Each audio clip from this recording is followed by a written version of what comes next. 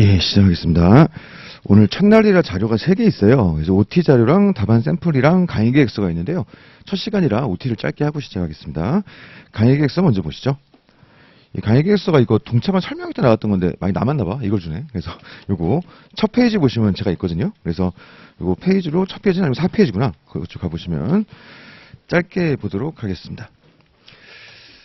그래서 오늘부터 이제 동차반 강의가 진행되는데요. 이제 오늘부터 8주 동안 하게 되어 있고요. 그래서 우리가 8월 5일 날 딱 끝나고 나면 시험이 한 달 조금 안 남죠. 그래서 종강한 다음에 우리 동차반 했던 것들을 잘 정리하셔가지고 2차 시험장 가시면 되겠습니다. 그래서 시간은 아침 9시에 시작하는데 오늘은 이제 뭐 9시에 뭐 시작합니다만은 다음 주부터는 우리가 모의 시험 보거든요. 그런데 이제 9시에 너무 맞춰오시면 오자마자 막 써야 되니까 정신이 없다고. 그래서 조금만 빨리 오셔가지고 한 10분 정도 빨리 오셔가지고 한 8시 57분 정도의 문제지를 배부하고 9시에 땡 시작할 수 있게 그렇게 좀 준비를 하시면 좋겠습니다. 그래서 우리가 실제 시험장에서도 시간 맞춰 가진 않잖아요. 좀 빨리 가서 앉아있겠지. 그런 느낌으로 좀 빨리 오셔가지고 공부하시다가 시험 볼 수 있도록 그렇게 하시면 좋겠습니다. 그래서 9시부터 1시까지 하고 1시간 식사하신 다음에 오후 강의 하는데 5시 반을 넘어가지는 않을 거예요. 제가 이제 혹시 기존에 정규과정 들은 분들은 아실 건데 5시 반을 잘 못 끝내거든요. 계속 늦게까지 하는데 동차반은 양 자체가 적다 보니까 이 시간이 막 딜레이 되지는 않을 것 같아요. 그래가지고 가능하면 맞춰드리겠습니다. 근데 이제 하다 보면 이게 습관이 또 있어가지고 조금 뒤로 밀릴 수는 있어요. 그건 좀 감안하시는데 동차반은 특성상 그렇게 늦게까지 안 하니까 웬만하면 5시 반 안에 끝날 겁니다.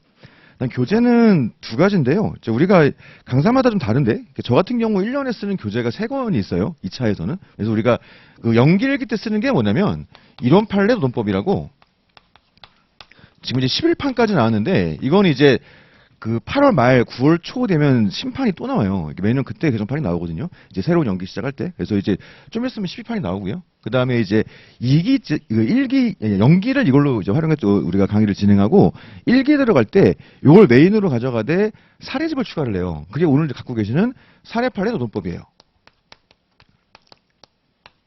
이렇게 돼 있고요. 그 다음에 이제 2기 넘어가면 이 두꺼운 책 얘는 1000페이지만 넘어가거든요. 이 두꺼운 책을 2기 때 버려버리고 2기 때 사례집에다가 서브노트를 추가한단 말이죠. 그래서 제가 실제 2차 강의에서 쓰는 교재는 요 3권입니다. 그래가지고 매년 동차반 강의할 때마다 어떤 책 가지고 갈까 아주 고민이 많아요. 근데 옛날에는 이제 이 메인 교재 가지고 했었죠, 옛날에는. 근데 이렇게 했더니 문제가 뭐냐면은 이 두꺼운 책도 비싼데 그거 사가지고 한 2~5달 보고 나면 또 심판이 나와버려요. 그러면 새 책을 사기도 뭐하고 안 사기도 뭐하고 이게 좀 그런 면이 있고요. 그 다음에 뭐 보기에 따라서는 또 이제 동차반 들으신 다음에 나는 저 인간이랑 안 맞아 이러면서 강사를 바꿀 수도 있지 않습니까? 그래버리면 또 이게 죽은 책이 돼버리는 거죠. 그래가지고 경영학 같은 경우는 이제 예를 들어 인사 이런 것들은 좀 여러 책을 보는 것도 되게 도움이 되거든요. 근데 이제 법 과목 같은 경우는 여러 책을 보는 것보다는 한 책을 쭉 보는 게 좋다 보니까 강사를 변경했을 때 그냥 죽은 책이 돼버리는 또 그런 문제가 또 있고 여러모로 봤을 때 동차반에서 이걸 쓰기가 좀 어렵더라고요. 그래가지고 한때는 뭐 해봤냐면 아예 교수님 기본서 가지고도 해봤었어요. 근데 그랬더니 너무 어려워. 그러니까 이 어렵다는 게 그 내용상의 문제도 물론 있습니다만은 뭐 기본적으로 우리 수험서처럼 목차가 이렇게 예쁘게 돼 있거나 이러지 않지 않습니까? 그러다 보니까 답안 연출에 있어서 한계가 분명히 또 좀 있더라고요. 그러다가 이제 어느 순간부터 이제 서브노트랑 사례집을 2권 가지고 쓰고 있는데요. 일단 그 이유는 분량적으로 이 2권으로 가져가는 게 제일 효율성이 좋겠다. 이게 일단 있고요. 그 다음에 연기 들어가서 요걸 메인으로 보신다 하더라도 어쨌든 그 전년도판 요 교재들이 물론 얘네들도 내년 되면 또 새로 나와요. 그래가지고 사례집도 올해 말 되면 또 개정판 나오고 서브노트도 내년 한 3월 되면 또 개정판 나오거든요. 근데 이제 올해 연기 들어가서 요걸로 메인으로 보시더라도 동차반 때 활용했던 요 교재들이 일종의 자체적인 부교재로서 역할을 할 수 있겠다. 그리고 이거는 강사를 바꾸신다 하더라도 부교재로 활용이 가능할 수 있겠다. 그런 요까지 고려해가지고 요 2가지를 좀 사용하고 있습니다. 자, 그러면 이 사례판례 노동법을 우리가 줄여서 사례집이라고 하는데 사례집이랑 서브노트는 뭐가 다른 거냐? 쉽게 생각하시면 우리 1차 보실 때 서브노트가 1차에서의 기본 교재 느낌이고요. 1차 보실 때 객관식 문제집이 사례집 느낌이에요. 그럼 우리가 소위 얘기하는 단권화 교재라는 건 그러니까 시험장에 가져갈 한 권을 만드는 거죠. 그건 둘 중에 뭘로 할 거냐? 얘로 해야지, 얘로. 그죠?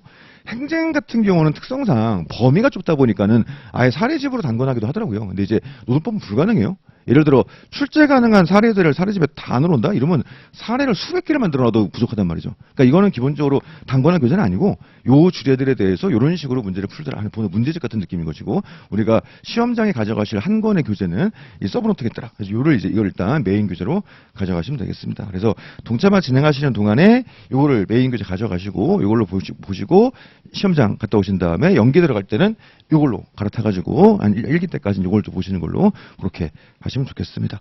자, 그러면은 우리가 1년 동안 3권을 쓰는데 여기서의 이제 소위 단권화 교재라는 건 꼭 서브웨어만 되는 거냐? 그건 아니에요.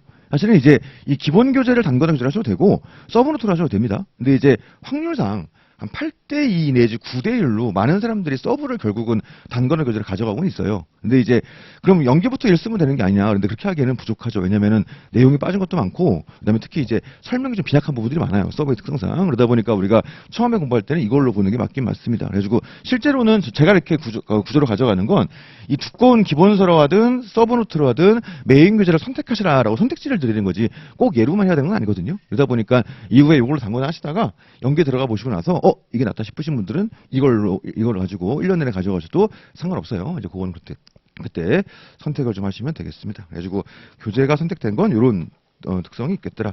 그 다음에 이제 시험 전을 법전이 있는데, 우리가 2차 시험 같은 경우는 다 아시는 것처럼 법전을 줘요. 그래서 우리가 법전을 가져가는 건 아니고 걔네가 주죠. 가면 이제 받았다가 반납했다가 이제 마지막 날 보고 갖고 오는 건데, 아무튼 걔네가 법전을 주면 요거는 이제 어쨌든 우리가 실제 시험장에서 쓸 수 있는 일종의 무기지 않습니까? 그러다 보니까 평소에 모의시험 연습하실 때도 법전을 갖고 다니시는 게 좋죠. 찾아보면서 이렇게 해야 되니까. 그래서 사실은 이제 요것도 좀 있으면 2022년판에서 새로 나올 텐데, 뭐 지금 사라고 하기가 좀 뭐하긴 한데 그래도 헌책방 가시든 뭐든 하나 갖고 계시는 게 좋아요. 어쨌든 간에. 그리고 없는 분들은 제가 저 앞에 보면 법전을 많이 없었어. 분실 많이 돼가지고. 근데 이제 법전을 제가 갖다 놓은 게 있거든요. 이제 필요하신 분들은 갖다 쓰시고 또 갖다 놓으시면 되겠습니다. 자, 그래서 강의 목표되어 있는데, 사실 우리가 동차반 설명을 할 때 많이 하는 얘기인데, 제가 사실 이 동네에서 10년 넘게 동차반 애창자거든요. 그래서 동차반을 굉장히 오랜 시간 동안 수험판 분위기는 뭐였냐면 학원가의 상술이다 막 이런 분위기였어요. 합격할지도 하기도 어려운데 돈 뜯어내려고 하는 것이다. 근데 나는 그게 동의가 안 되는 게, 어쨌든 지금 우리 상황에서 지금 제일 필요한 건 뭐냐면 요 시기를 어떻게 알차게 보낼 것인가 하지 않습니까? 이게 안 되면 그냥 어영부영하다가 작년 연기 강좌 듣고 하다가 9월 돼서 또 연기도 시작한다고요. 그렇게 돼버리면 시간이 너무 어영부영 지나가지. 근데 제가 볼 때 이 시기를 가장 알차게 보낼 수 있는 게 동차반 과정이에요. 그래서 사실 여기 오신 분들 중에서 올해 이제 발표 났지 않습니까? 1차 합격하신 분들도 계신데 떨어지신 분들도 좀 있어요. 그래가지고 올해 1차 불합격하신 분들한테 상담 이렇게 할 때 이거 들으라고 말씀드렸거든요. 왜냐면 그분들도 마찬가지인 게 9월에 연기 개강할 때까지 뭐 할 게 없어요. 그냥 어영부영 시간 지나가 버린다고. 그래서 이 시기를 좀 알차게 보낼 수 있는 무언가가 필요하겠죠. 그러면 동차반의 목표는 무엇이냐? 일단 1번을 보시게 되면 노동법의 전체적인 체계를 잡고요. 이 체계라는 게 이제 기본 틀이죠. 이제 우리가 인사관리에서 얘기하는 마인드맵 그런 느낌으로 노동법에 전체적으로 어떤 체계가 잡혀 있는가. 그래서 1차 공부하실 때 막 짜잘짜잘한 지문 하나하나 가지고서 막 이렇게 OS 봤던 그런 거를 좀 벗어나가지고 2차 공부하시는 거니까 전체적인 좀 흐름에 그림들을 그릴 수 있게 그런 체계를 잡고요. 그 중에서 출제가 유력한 A급 쟁점만 찍어서 제대로 공부를 들어갑니다. 그래서 이게 동차반 진행 방식이 강사마다 달라요. 과목의 특성도 있고. 그래서 크게 보면 두 가지가 있겠죠. 어쨌든 전체 범위를 다 한번 빠르게 강의를 진행해서 다 해보자 이런 방식이 있고, 아니다 A급만 찍어서 보자 이런 방식이 있는데, 저도 예전에 전자로 갔었거든요. 다 했어요. 빠르게 해가지고 했는데 하고 나니까 나는 만족도가 너무 높아요. 난 다 해드렸거든. 그래가지고 다 했어 이러면서 했는데 사실은 그게 도저히 소화가 안 되는 거죠. 그래서 안 되겠더라고. 그래서 어느 순간부터 A급만 찍어서 보고 있어요. 그래가지고 이게 두 개를 잡기가 쉽지는 않은데 전체 흐름을 잡되 그 중에서 요게 왜 중요하고 왜 출제 확률이 높고 이게 어떻게 공부하고 써야 될 것인가, 그걸 이제 보는 건데, 왜 이렇게 자꾸 가냐면 일단 이렇게 해야지 실제 준비를 해가지고 시험 문제 나왔을 때 우리가 쓸 수가 있고, 두 번째로 올해 A급이 내년에도 A급이에요. 그러니까 올해 A급 중에서 출제가 되면 내년에 좀 떨어지겠지만 기본적으로 출제가 안 된 주제들은 내년에도 똑같이 중요하단 말이죠. 그러다 보니까 어차피 우리가 전국과정 들어가서 특히 한 2, 3기 때 힘줘가지고 할 그런 주제들을 좀 미리 한다는 점에서 굉장히 장점이 좀 있는 것 같습니다. 그 다음에 이제 2번을 보시게 되면 답안 작성의 기초를 확립하고 실제 시험장에서 주어진 시간 내에 모든 문제에 대한 답안을 완성하는 것이 가능하도록 한다. 목표예요, 목표. 근데 이제 안 될 수 있지. 그게 왜 안 되냐? 안 한 게 나았을 때. 그렇습니다. 이제 그거는 사실 어떻게 할 수가 없어요. 그래서 우리가 실제 시험장에서 노동법 같은 경우에 이제 1교시, 2교시가 있는데 각 교시별로 세 문제가 나오거든요. 그럼 총 우리가 6문제가 나오는 거지 않습니까? 그럼 6개 주제가 시험에 나오겠죠. 근데 이제 노동법 주제들에서 시험 내려고 마음먹으면 뭐 주제가 수백 개죠, 사실은. 근데 이제 우리가 정규 과정에서 하는 게 특히 이제 2, 3기에 좀 힘줘서 하는 게 한 100개 정도 되거든요. 물론 이제 실제로 세분화시키면 훨씬 많아요. 근데 이제 큰 틀에서 한 100개쯤 됩니다. 그게 서브에 있는 게 다 100개거든요. 그래가지고 이 정도가 2차에서 꼭 봐야 되는 주제들인데 동체반에서 이게 다 볼 수가 없잖아요. 그래서 이 중에서 확 줄여가지고 한 30개 정도 아마 볼 것 같아요. 근데 30개 다 찍어서 봤는데 6개가 다 나온다. 아이, 그럼 좋지. 근데 가끔 그런 애가 있긴 있어요. 근데 이제 아무래도 그거는 쉽지는 않을 것 같고. 그죠? 그러다 보니까는 공부 안 한 게 나오면 뭐 다 쓸 수는 없겠지만은 최대한 공부한 데서 나오게 해가지고 이제 작두를 잘 탈 수 있게 그렇게 준비를 좀 해가지고 그렇게 하는 게 목표기는 합니다. 근데 어쨌든 이거보다 더 큰 거 뭐냐면 3번하고 연결되는 건데 제 개인적으로 해야 합격권 점수 획득을 목표로 하죠. 당연히. 그렇죠. 이거는 뭐 어쨌든 간에 확률은 희박하더라도 합격을 목표로 공부해야 되고 강의해야 되는 건 뭐 당연한 거니까 하긴 하는데 사실 그거보다는 2, 3번이 연결되는 건데 보통 우리가 연기에서 이제 그 두꺼운 교재로 정규 과정을 시작할 때 우리가 논술형 주관식 시험을 처음 써보지 않습니까? 또 법학 답안으로서. 그게 이제 고등학교 때 하셨던 논술과는 또 달라요, 이게. 그러다 보니까는 2차 공부를 처음 할 때 겪는 시행착오들이 있어요. 근데 그 시행착오가 본인은 잘 못 느껴요. 특히 연기 때는. 근데 연기라는 게 9월부터 12월까지 하반기 전체가 다 투유되는 기간인데 이 기간 동안 본인이 제대로 느끼지 못하거나 혹은 느꼈는데 어찌해야 할 바를 모르다가 1기 넘어가서 이제 모의시험 쓰기 시작하면서 되는 게 많이 있거든요. 이제 그때 가서 내가 하반기를 이렇게 써야 되는데 막 이런 게 많이 있어요. 근데 동차반을 깔고서 실전처럼 뭐 찍어서 봅니다만 실전처럼 공부해서 모의시험 보고 이렇게 하시다 보면은 똑같이 연기로 진입해도 그 받아들이는 이제 정도라든가 시행착오를 겪지 않는 그런 문제라든가 비교할 수 없을 정도로 효율성이 높아집니다. 그래가지고 저는 동차반을 듣고 연기로 들어가셔야 훨씬 더 그 목표를 더 쉽게 달성할 수 있도록 효율성이 높아지도록 그렇게 공부를 할 수 있겠더라. 그래가지고 동차반을 듣고 안 듣고가 제 개인적으로는 내년도 합격 가능성에 말도 안 되는 차이가 있다고 생각해요. 그래서 올해 사실은 1차 시험 끝나고 나서 떨어진 분들은 말할 것도 없고 합격하신 분들도 사실은 동차반 들어오는 게 쉬운 의지는 아니거든요. 그러니까 막상 1차 시험 보고 나면 해보셔서 아시겠지만 생각보다 에너지 고갈이 커요. 그래서 훅 퍼져버린다고. 그리고 드는 생각에 뭐 지쳐있는데 그냥 어차피 오래 될 것 같지도 않고 그냥 고생할 테니까 쉬다가 9월에 들어가야지 라는 마음이 안 들 수가 없죠. 사람 마음이. 근데 그럼에도 불구하고 그런 것들을 잘 정신력으로 이겨내고 와 계신 것 자체만으로도 사실 대단하신 거예요. 그리고 지금의 그 정신력이 내년도 합격 가능성을 진짜 말도 안 되게 올려줄 겁니다. 저는 그거에 대해서 확신을 하고 있어요. 그래서 실제로 그동안 증명이 되어 왔고 그래서 동체만 들은 분들이 실제 그 다음에 붙고 나서 그 해에 어쨌든 2차 실패 크기 없이 다음 연도 바로 합격할 수 있었던 원인 중에 가장 큰 게 동차반이었다고 하는 분들 되게 많아요. 이제 그게 되게 오랜 시간 동안 증명이 되었던 거니까 그거 좀 믿고 가셔도 괜찮을 것 같습니다. 그래가지고 한 10몇 년 전부터 저는 동차반 되게 세게 강조하는데 자꾸 사기꾼이라 그러니까 난 진심을 담아서 하는 건데 근데 자꾸 그렇게 얘기를 하니까 근데 요 몇 년 사이에 분위기가 많이 바뀌었어요. 지금은 많이들 수험판 분위기가 동시에 추천하는 분위기고 강사들도 많이 강의들을 깔고 있죠. 요거는 이제 제가 오랫동안 주장했던 것들이 드디어 이제 먹히는 것 같아가지고 개인적으로 흐뭇함이 좀 있습니다. 자, 어쨌든 강의 진행은 서브노트와 사례집을 조합해서 하는데요. 어쨌든 서브가 메인이에요. 물론 주제에 따라선 사례집의 이 포맷 그대로 외우세요. 이런 것도 있어요. 꽤 있는데 그건 그대로 외우시면 되고 근데 기본적으로는 서브노트가 메인 교재니까 그걸 가져가시면 되고요.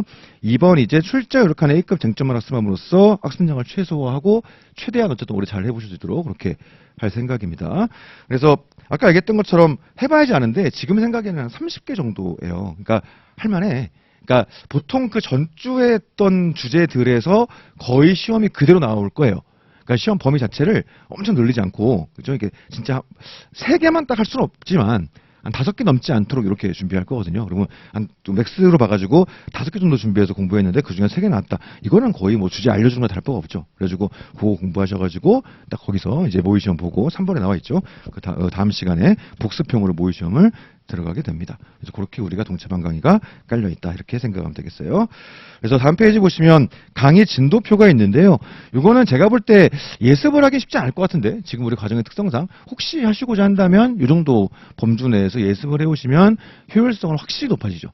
그러니까 정규 과정에서는 예습을 꼭 하라 그러거든요. 근데 동체화는 특성상 쉽지 않을 것 같아요. 내가 뭐 다 하느라 진짜 힘들어가지고 쉽지 않을 텐데 혹시 하시게 되면은 요 진도 범위 내에서 예습을 좀 해오시면 될 것 같고요. 진도는 뭐 거의 그대로 맞춰갈 겁니다. 진도 밀릴 건 없을 것 같고 동체만 특성상 이렇게 보시면 될 것 같습니다. 예, 그 다음에 오리엔테이션 자료 잠깐 들어가겠습니다. 예.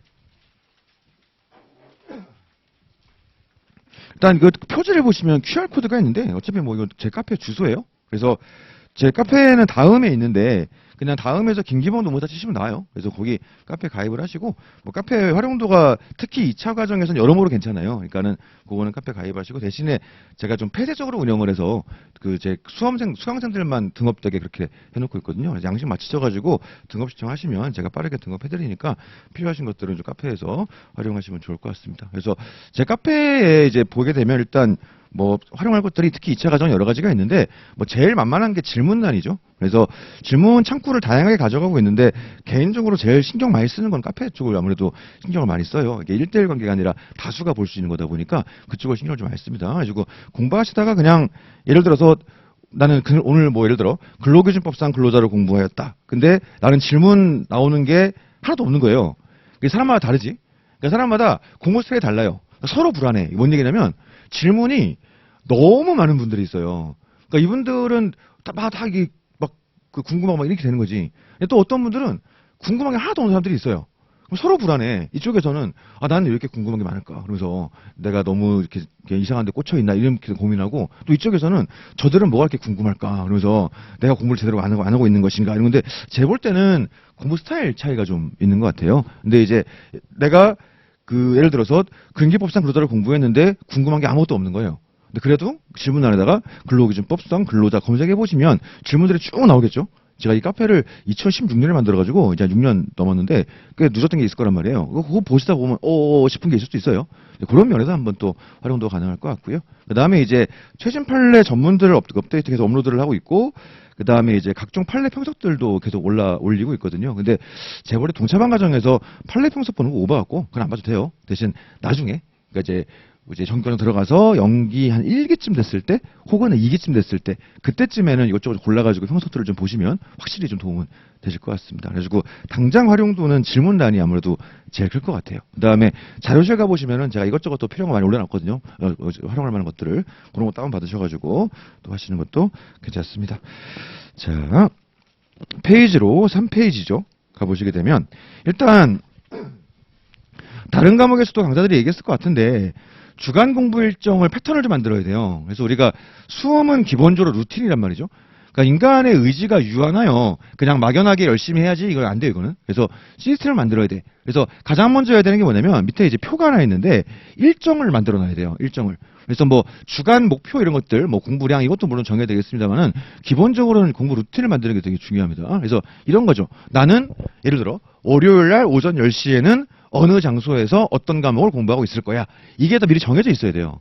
나는 예를 들어 뭐 수요일 날 저녁에는 술을 한잔 마시고 있을 거야. 뭐 예를 들어서 쉬는 것도 루틴이 짜여져야 됩니다. 요걸 짜는 게 일단 되게 중요해요. 자, 그다음에 이야기하기 전에 직장인분들도 계실 거지 않습니까? 동영상 강의 보는 분도 계시고 하다 보니까 직장인분들 같은 경우는 제가 생각할 때 어쨌든 모든 걸 가져갈 수는 없어요. 그 공부하면서 일하면서 다 어떻게 다 해. 그러니까는 포기할 건 좀 포기하셔야 돼가지고 주말은 몰빵하시고요. 그러니까 회사에도 눈치 보이고 혹시 가정 있는 분들은 집안에 눈치 보이더라도 괜찮아. 그냥 눈치 보지 마시고 주말은 공부를 몰빵하시고 그다음에 하루에 한 3시간 반 정도만 꾸준히 할 수 있으면 그 직장인분들은 제가 볼 때 그 최선인 것 같아요. 그 이상을 잡기는 쉽지 않고 그래서 예를 들어 내가 하루에 막 7시간 뺄 수 있다. 이거는 신의 직장이지. 그런 회사 나오지 마세요. 다니셔야지 그냥. 좋은 회사야. 그래가지고 그거는 쉽지 않고 근데 제가 볼 때 한 3시간 반 정도만 매일 잡을 수 있으면 그래도 괜찮은 것 같아요. 근데 그것도 제가 생각할 때 퇴근하고 하면 또 공부 안 되거든요. 사람이 지쳐가지고. 차라리 새벽 한 3시에 일어나가지고 공부를 하세요. 이제 공부를 하고 피곤한 상태로 출근하는 거지. 그러니까 우리가 피곤한 상태로 출근하면 일은 할 수 있거든요. 근데 공부는 안 돼. 그러니까는 차라리 일찍 일어나가지고 공부하고 피곤한 상태로 피곤하게 일하고 집에 와서 빨리 자고 이렇게 하는 게 훨씬 나은 것 같아요. 그래서 직장인분들은 그렇게 일단 질문 많아가지고 이렇게 말씀을 드리고요. 그래서 하루에 3시간 반 주말 몰빵 하시면 됩니다. 그럼 전업분들은 이제 요 루틴을 짜야 되는데 양으로 1번에 하루를 3타임으로 잘라야 돼요. 그래서 3타임을 자르는데 한 타임을 몇 시간을 잡을지는 선택사항이죠. 그래서 짧게 잡으면 3시간 잡고 보통 길게 잡으면 4시간 정도 잡아요. 5시간은 말이 안 되고. 그래가지고 한 3, 4시간 정도 잡으시면 되겠습니다. 예를 들어 나는 오래 앉아있을 수 있어가지고 오전 내내 그냥 계속 앉아있겠다. 점심시간을 대신 조금 여유있게 쉬어야지. 남들은 1시간 쉬지만 나는 2시간 쉬어야지. 뭐 이럴 수 있지 않습니까? 그래가지고 3시간이든 4시간이든 나는 예를 들어서 뭐 50분 하면 10분은 꼭 쉬어야 된다. 담배를 피워야 된다. 이러면 맞춰가지고 잡으시면 되고요. 그래서 한 타임을 3시간 혹은 4시간으로. 타이밍도 마찬가지인 게 오전의 기준이라는 게 8시부터 12시 이럴 수도 있고 나는 아침형 인간이야. 그러면서 6시부터 뭐 11, 10시 뭐 이럴 수도 있어요. 그거는 본인 맞춰서 하시면 되겠죠. 난 늦게 일어나는 사람이라 나는 오전 타이밍이 난 11시부터야.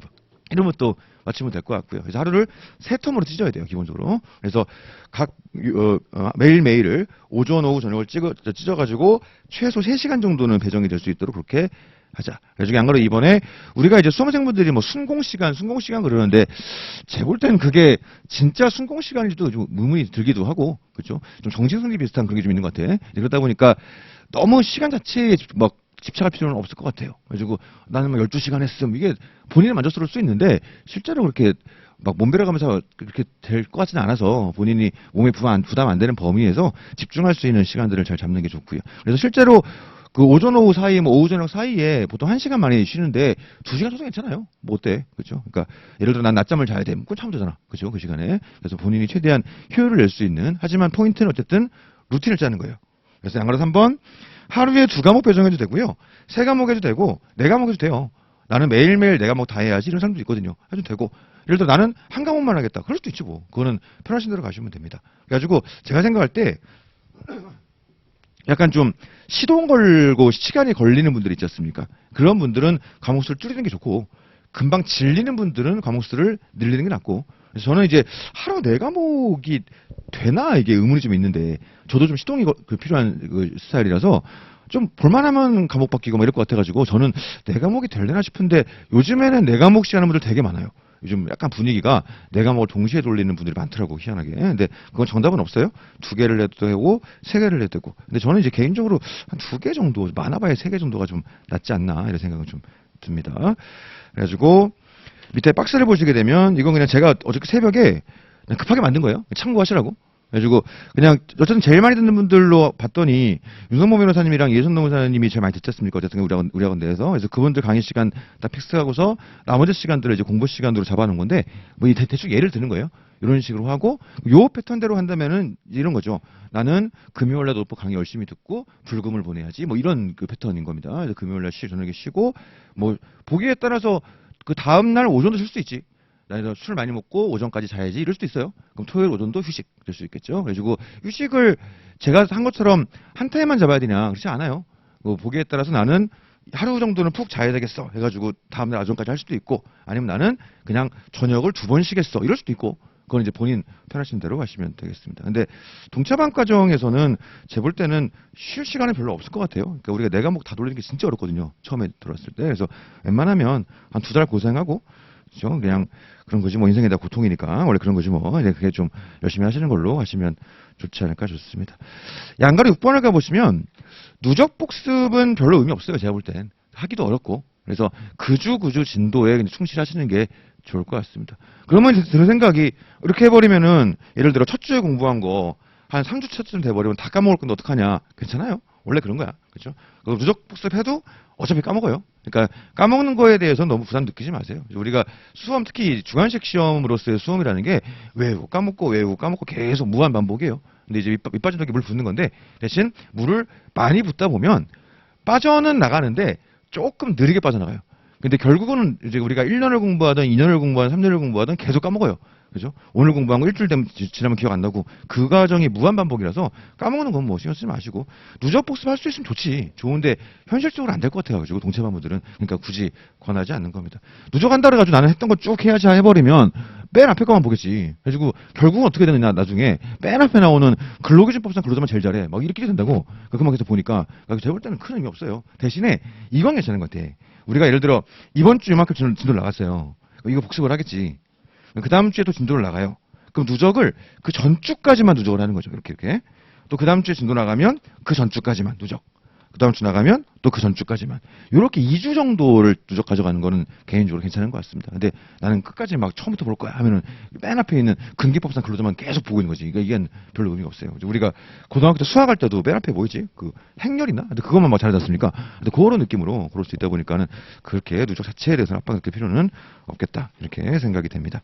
대신에 이제 제가 이 표를 만들진 않았는데 가능하면 그렇게 짜는 게 좋아요. 어떻게 짜면 좋으냐면 우리는 어쨌든 지금 중요한 건 복습이에요. 자, 봉차반은 복습이 중요한데 강의 듣고 나서 얼마 지나지 않아서 보겠죠. 한번. 그때는 내용 이해 중심 플러스 이제 제 표현으로 플로우라고 하는데 주제별로 어떤 흐름이 있는가, 어떤 목차가 구성되는가, 요거를 중심으로 보는 거. 이해랑 플로우 정리. 그거 한번 돌리고 그다음에 다음 주 강의 전에 직전에 한번 더 돌려야 되겠죠. 그때는 암기. 그러니까 시험을 봐야 되니까 암기 중심으로. 그래가지고 한 2번 정도 돌릴 수 있도록 짜시는 게 모든 과목이 좋지 않나 싶어요. 그래가지고 강의 듣고 와서 얼마 지나지 않아가지고는 내용 이해하면서 큰 흐름들 플로우 잡아보고 그 다음 주에 이 강의 시작하기 전날쯤 해가지고 암기 중심으로 막 시간 투여해가지고 막 외워서 다음날 시험 보고 요렇게 2번 돌릴 수 있도록 짜는 게 사실은 제일 좋긴 합니다. 자, 4페이지 가시죠. 그럼 교재를 어떻게 활용할 것이냐 볼 수 있는데 이제 강사마다 서브노트의 그 컨셉들이 달라요. 근데 예를 들어서 이 이론 판례 논법, 그러니까 저한테 기본서죠. 그러니까 각자 기본서에 있는 모든 주제들을 진짜 빠짐없이 요약서처럼 넣는 경우, 그런 경우도 있고요. 저처럼 여기 있는 것 중에서 출제량이 너무 떨어진 것들은 싹 날려버리고 출제 가능성 있는 것만 좀 좁혀서 가는 경우들이 있어요. 저는 이제 후자를 택하고 있습니다. 이제 약간의 위험 부담이 있어요. 그래가지고 서브노트에 없는 거는 나올 확률이 없냐? 그렇진 않아요. 확률 제로는 아니야. 근데 제가 볼 때 매우 희박해요. 매우. 그래서 지금까지 제가 강사 15년 하면서 제 서브에서 주제가 빠져나간 적은 단 한 번도 없어요. 그리고 앞으로도 없을 것 같고. 근데 세상에 100%라는 게 어디 있겠어. 그건 알 수 없는 거지. 그렇죠? 근데 만약에 여기서 빠져나간 게 출제가 됐다. 이래버리면 이제 우리 수험의 특이점이 오는 거죠. 그러면 이제 아주 고통스러워질 거예요. 그리고 언젠가는 그런 날이 오긴 오겠죠. 언젠가는. 아직은 아닌 것 같은데. 언젠가는 오긴 올 거예요. 우리는 그러면 그런 고통스러운 시간이 오기 전에 빨리 붙어 나가야 되겠다. 이 생각을 하셔야 되겠죠. 하늘에도 빨리 붙는 게 좋아요. 왜 그러냐. 매년 공부할 거 너무 많아지고 판례는 더 많아지고 왜 이렇게 소송들을 해야 되는 거야. 대충 합의하지. 그러니까 이러다 보니까 판례는 계속 늘어나고 막 이런 게 있다고. 그러니까 빨리빨리 붙는 게 좋아요. 그래서 그날이 오기 전에 붙는 게 좋습니다. 아무튼 간에 선생님을 보시면 제가 시그니처가 제 책에 서브에 양쪽 날개에 빈칸들을 만들어 놨어요. 양쪽에. 요게 이제 각자 단권하시면서 필요한 것들을 옮겨 적어라. 그런 일종의 메모장 느낌으로 이렇게 만들어 놓은 거죠. 그래서 단권하실 때도 그런 것들을 좀 활용하셔가지고 하시면 좋을 것 같습니다. 그래서 보시다 보면 세 번째 하이픈에서 4페이지 세 번째 하이픈 단권하는 정답이 없어요. 그냥 단권화의 의미는 뭐냐면 실제 시험장에 얘만 들고 가서 저게 만드는 거. 그게 단권화죠. 시험장 가가지고 얘만 막 그러니까 시험 전날에도 얘만 막 보고 당일 아침에도 논법은 얘만 다 들고 가고 그리고 아침에 막 보고 그거 할 수 있게 만드는 게 단권화잖아요. 그러니까는 막 정답이 있는 건 아니에요. 예를 들어 나는 책에 손대는 거 싫고 깨끗한 게 좋고 그냥 있는 그대로 춘향이께서 순정이라고 난 순정이 좀 이러면 그냥 그대로 가시면 되는 거예요. 각자 취향에 맞춰가지고 저도 개인적으로 공부할 때 뭐 낙서하는 거 별로 안 좋아하거든요. 줄이나 좀 치면 쳤지 내가 좀 봐야 될 부분들을 낙서를 잘 안 하는 편인데 요즘은 수험 트렌드는 뭘 이렇게 막 휘황찬란하게 하는 분위기긴 해요. 근데 이제 남들이 그러하니 꼭 그래야 나도 그래야 되는가? 이건 사실 아니라는 거지. 그러니까 예를 들어서 이거 작년 할까 하신 분들 거 제가 샘플로 그냥 갖고 온 건데 그 밑에 사진을 보시면 목차에 색칠이 돼 있잖아요. 색칠이. 요거 우리 수험생들이 많이 하는 거거든요. 이게 뭐냐면 그 색으로 목차를 구별하는 거예요. 그러니까 예를 들어서 이따가 다반자수법 얘기하면서 다시 얘기할 건데 우리가 교재 구성도 마찬가지예요. 우리가 지금 목차라는 게 얘가 이제 대목차라고 하고요. 이제 보통 모든 주제는 로마자로 시작하거든요. 그 밑에 이제 숫자가 보통 나와요. 얘를 이제 중목차라고 보통 부릅니다. 그다음 양가로가 나온단 말이죠. 얘를 우리가 보통 소목차라 그래요. 근데 물론 꼭 이렇게 돼야 되는 건 아니에요. 예를 들어서 뭐 양가로가 먼저일 수도 있고 그 상관없지. 이건 정하기 나름인데 아무튼 보통 이렇게 한단 말이죠. 그럼 우리가 봤을 때 책을 폈을 때 예를 들어 이런 식이에요. 대목차는 빨간색으로 칠해놓고 중목차는 형광색 칠해놓고 이런 식인 거죠. 그러면 색칠로 목차를 구별하면은 책을 딱 폈을 때 눈에 확 들어오지 않습니까? 그래서 색칠들을 많이 해요. 근데 저는 개인적으로 그냥 보면 보이지 않나? 굳이 그렇게까지 해야 하나라는 좀 의문이 있어요. 그러니까 이게 뭐냐면 본인이 보시기에 아 이거 아이디어 괜찮은데? 그럼 하면 되지. 근데 이걸 왜 해야 되지? 싶으면 할 필요가 없어요. 왜냐면 이게 생각보다 시간이 많이 들어. 그래가지고 보통 하시는 분들은 어떨 때 하냐면 한번 해보니까 괜찮은 거죠. 근데 이거 공부 시간에 그냥 하자니 너무 시간이 많이 걸리잖아요. 아깝고. 그러니까 보통 하는 분들이 공부 되게 안 될 때, 막 공부하기 싫을 때, 그럴 때 그냥 야 이걸 한번 하자 이렇게 하는 경우들이 있기는 있습니다. 그래서 가장 일반적인 게 이런 거고요. 그 다음에 이제 밑에 보시면 뭐 내용이 다 보이지는 않는데 자기가 볼 때 이거 막 별표도 막 돼 있고 그 다음에 판례 박스가 안에 있는데 판례 박스에 이렇게 나눠가지고 이렇게 그 슬롯이 그어놨죠. 이거는 본인이 판례를 보면서 구조를 찢는 거예요. 여기서 하나 끊기는 거고 여기서 하나 끊기는 거고 이렇게 끊기는 거구만. 그 다음에 판례 박스 안에 뭐 동그라미 돼 있는 거 그게 일종의 두 문자를 따는 거죠. 그래가지고 저는 이제 두 문자를 따드리는 거는 이것도 상황마다 다른데 모든 판례에 두 문자를 딸 것이냐 저는 그게 효율적일 거라 생각하지 않아요. 왜냐면 그러면 두 문자만 수백 개가 되는데 그거 더 헷갈리겠다라는 게 저의 생각이에요. 저는 그래가지고 판례 자체는 내용을 이해하면서 판례 구조를 좀 짜는 거 원칙은 이렇고 이 원칙을 제시하면서 논거가 한 두 개 있었지. 예외가 두 가지가 있는데 첫 번째 이런 게 있었고 두 번째는 이런 게 있었지. 이 구조를 짜고 대신에 여기에 대한 세부적인 판단 요소들이 나온단 말이에요. 뭐를 종합적으로 검토하여, 종합적으로 고려하여. 근데 그 요소들은 우리가 잘 못 쓰면 문제를 풀 수가 없으니까 저는 요소에 대해서만 보통 문제를 따요. 근데 본인 보시기에 이 구조 자체도 나는 따는 게 좋은 것 같다. 그럼 따시면 되지. 그죠? 그거는 하시면 되고요. 그 다음에 잘 모르겠으면 두 문자는 제 카페에 두 문자 그 제한 게시판이 따로 있어요. 판례 두 문자 제한 게시판. 거기 가보면 미친 인간들이 많아. 그래서 상상할 수 없는 그 드리퍼들이 막 따는 게 있거든요. 그런 것들도 한번 활용하셔도 괜찮고요. 그래서 저는 아까 얘기했던 것처럼 모든 판례 두 문자를 따는 게 썩 효율적인 것 같지는 않아요. 근데 본인 스타일상 그래야 잘 이어지더라 하는 분들은 하시면 되고 그 다음에 두 문자를 따면 스스로 좋은 점도 있더라고. 그러니까 두 문자를 따려면 본인이 볼 때 딸 때도 어쨌든 포인트가 되는 지점들을 따야 될 거지 않습니까? 그러다 보니까 판례를 좀 더 딥하게 보게 되고 판례 구조를 좀 더 잘 이해하게 되고 이런 것도 있긴 있더라고요. 그래가지고 그렇게 필요하신 분들은 그렇게 하시면 되고요. 아무튼 저는 이제 요소들 중심으로 보통 두 문자를 많이 따드립니다. 그래서 그런 것도 표시가 되어 있는 거고요. 그 다음에 이제 본인이 볼 때 이 주제가 실제 시험에 나왔을 때는 아예 구조를 책에 있는 목차보다는 다른 목차가 나을 것 같다 하는 분들은 밑에다가 이렇게 포스트잇 해가지고 또 써놓기도 하는 거예요. 그러니까 이런 식으로 아무튼 요 주제 나왔을 때 내가 좀 추가로 체크해야 되는 사항들 이런 것들을 책에서 적어놓는 거 이게 단권화입니다. 그래서 제가 생각할 때 단권화에서 좀 크게 의미를 가지는 건 모의 시험 보신 다음에 본인이 알잖아요. 시험 보신 다음에 이 주제 분명히 내가 어저께 공부해가지고 오늘 시험 본 건데 막상 보니까 이 부분이 생각보다 안 써지더라. 내가 이거를 좀 빼먹더라. 이건 내가 잘못 알고 있었더라. 이런 것들을 메모해 놓는 게 제 개인적으로는 제일 좋은 것 같아요. 왜냐하면 내가 지금 빼먹은 거는 다음에 또 빼먹어요. 그리고 지금 내가 빈약하게 쓴 건 다음에 또 빈약하게 쓰거든. 그러니까 그런 부분들은 체크를 해놔가지고 이 부분을 볼 때마다 그쪽에 좀 신경을 써서 볼 수 있도록 예를 들어 판례에서도 내가 빼먹은 문구 체크해놓고 이거 꼭 쓸 것 뭐 이런 식으로 그런 식으로 그 모의시험 보고 나서 그 복귀하는 과정에서 나의 실수들 다음에 똑같은 실수하지 않도록 그게 더 중요하지 않나 개인적으로는 좀 그렇게 생각을 합니다. 그래서 오른쪽에 5페이지도 마찬가지죠. 이분 같은 경우도 이제 서브에다가 작년 합격자인데요. 판례를 이런 식으로 해놓고서 왼쪽에 그 보면은 뭐 그 판례가 뭐 규범 채무인지는 판단하지 않았음. 일종의 판례에 대한 평가죠. 그거 이해를 좀 까먹을까봐 이 친구가 써놨고 그 밑에다가는 포섭 포인트라고 되어 있는데 이 포섭이라는 게 이따가 말씀드릴 건데 사례 문제를 푸는 거거든요. 그래가지고 이걸로 케이스 문제 나왔을 때 풀 때 이런 것들을 내가 꼭 체크해야 되겠다. 이런 것들을 옆에다 메모해 놓는 거죠. 그래가지고 이걸로 모의시험 봤더니 내가 구조를 생각보다 문제를 잘 못 풀더라. 그래서 문제 풀 땐 이렇게 풀어야 되겠다. 이런 것들을 체크해 놓는 거죠. 이게 제 볼 때는 단권화에서 제일 중요한 게 아닌가 이렇게 생각이 듭니다. 자 넘어가시죠. 6페이지 가보시면 질문 방법은 뭐 쉬는 시간에 하셔도 되고요. 근데 이제 가능하면 점심시간이나 저녁 강의 끝나고가 저는 더 좋긴 좋아요. 왜냐면 계속 있을 거니까. 그러니까 더 없을 때까지. 예. 왜냐면 쉬는 시간에는 제가 담배가 너무 피우고 싶어가지고 죄송합니다. 그래서 이게 니코틴이 자꾸 그래가지고 근데 괜찮은데 제가 너무 많이 오시면 막 끊거든요. 여기까지 하면서 그건 왜냐면 막 뛰어가서 담배 올라고 이제 그런 거예요. 죄송합니다. 자, 아무튼 그렇습니다. 네, 그게 좋고요. 그다음에 양가로 2번 제 카페는 제가 볼 때는 이게 제일 좋아요. 저는 개인적으로 그 처음에 강사 생활 시작할 때도 그렇고 지금도 그렇고 한 15년 지났는데 제 수강생 아닌 분들이 저한테 질문하는 걸 되게 싫어해요. 그러니까 그게 이제 내 수강생 아닌데 질문 왜? 뭐 이런 개념이라기보다는 특히 우리 2차 시험은 이론상으로는 절대평가예요. 우리는 그냥 평균 60 넘으면 붙는 시험이거든요. 근데 그게 안 나오잖아, 그게. 그러니까 실제로는 상대평가처럼 돼 있죠. 그러니까 우리는 실제로는 그냥 300명을 뽑는 시험이에요. 그러니까 우리가 300등 안에 들어야 되거든요.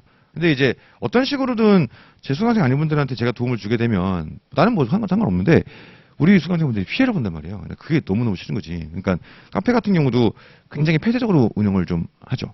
그래서 우리 수강생들만 이런 식으로. 그리고 일반 수험 카페에도 저 글 안 쓰잖아요. 그러니까 거기서 활동하시는 강사들이 이상하다는 게 아니고 저는 거기에서 굳이 그렇게 하지 않는다고요. 그거는 내 수강생 아니분들한테 굳이 뭐 이렇게 하고 싶지 않은 분들이 있습니다. 그러다 보니까 이제 이 카페를 좀 쓰고 있는데 아무튼 여기 되게 애정 많이 가지고서 관리하고 있거든요. 그래서 카페를 처음에 만든 거는 이러려고 했던 건 아니었고 그냥 그때 자료 모아놓 올리려고 임시로 만들었다가 발목 잡혀버렸는데 괜찮은 것 같아. 그래서 이거 카페 활용하시면 되게 좋고요. 그다음에 검색 한번 해보시면 쉬실 때 생각보다 양질의 질문도 되게 많아요. 그래서 그거 보시면서 그러니까 식사하시면서 유튜브 보는 것보단 그래도 이게 궁금했었구만 이러면서 이게 이런 거구만 이렇게 공부하시는 것도 괜찮을 것 같습니다. 그다음에 뭐 이메일도 있고요. 학원 홈페이지도 있고 뭐 카톡 문자도 있어요. 근데 제가 생각할 때 너무 이제 프라이빗한 이런 것들, 뭐 개인적인 얘기라든가 이제 개인 답안에 좀 이런 좀 그런 것들, 이런 것들은 카톡이 편한 것 같고, 그 다음에 일반적인 내용들은 카페가 나은 것 같고 그렇긴 합니다. 뭐 창구는 상관없는데, 그래서 내용들은 웬만하면 카페가 낫고요. 근데 뭐 카톡도 괜찮아요. 너무 과하지만 않으면. 근데 이제 지금 조금 밀려 있는 게 그 카페가 지금 한 열흘 정도 밀려 있고요.